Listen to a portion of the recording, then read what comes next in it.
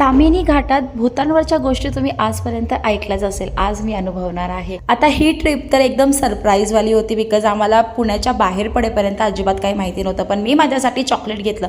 हा ज्यावेळेस tunnel cross केला त्यावेळेस लगेच कळलं की हां आपण मुळशीच्या पुढे चालले, म्हणजे कुठं तर तामिनी घाट। कारण 3 वर्षापूर्वी आम्ही इथे आलो होतो, मग एका स्पॉटला थांबलो आणि छानपैकी मक्याचं कणीस मी खाल्लं आणि अर्ध उष्ट माकडाने खाल्लं। तामिनीला आल्यानंतर मला असं वाटलं की बस इथपर्यंतचाच प्रवास आहे, पण हा प्रवास इथे संपणार नव्हता। तर पुण्यापासून 160 किलोमीटरवर असलेला दिव्यागर बीच इथे आम्ही आलो। मागच्या 3 वर्षापूर्वी पण इथे आलो होतो आणि खूप मज्जा केली। त्यावेळेस शिवचर खूप लहान होता, यावेळेस शिवचरने बीचमध्ये खूप छान धमाल केली। 300 रुपये देऊन आम्ही त्यानंतर घोडा राईड केली, मुलांचे 50-50 आणि आमचे 100 रुपये घेतले। आणि बीच म्हटल्यानंतर ह्या गोष्टी तर प्रत्येक कपल करतच असतं आणि त्यात काही वेगळं नाही जे आम्ही केलं। खूप भारी मज्जा आली, हसून हसून पोटात दुखायला लागलं होतं अक्षरशः, एवढी धमाल आम्ही केली।